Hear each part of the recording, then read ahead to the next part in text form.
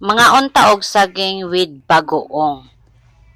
Hello guys, mayong adlaw. So for today's video guys, magluto ta og saging. So it's me, Miss Tataya. Nangwa ko og saging sa akong ayaan. Lami man magkaon og saging. So naman ko'y nakitaan nga saging sa akong ayaan. Ikuha na nako guys. Actually, ato pang last week nako gustong lutuon ni. Siyempre, nag-adto man ko og bukid. Busy man og si Madam kay nag-adto ni tanom og mga pitsay sa bukid. So karon pa ko nakahuna-huna og lutoan ni guys. Nananghit gid ko sa akong ayaan gid nga anak ko ako ra pwede magkuha anak nga saging. Siyempre kauli naman ko ni mukaon na kita kay naluto na ang saging guys. So magpalaway pa ko ninyo guys. Siguro wala man mo kailangan ni nga saging. So mauni ang saging nga daol guys. Wala ko kabalo guys kung lami ba ang daol inig mahino. Basta ang naibawan lang nako kaning nga saging ginaluto ra gyud. So mao na ni guys, nag-prepare nako kay mukaon na taog sugod. Pagtawag na nako ang isa ka barangayan nga silingan nako. Palit man ko og alamang nga bagoong. Ambot ba kung bagay ba ni ani sudanan ning bagoong haning saging. Uni ang hitsura sa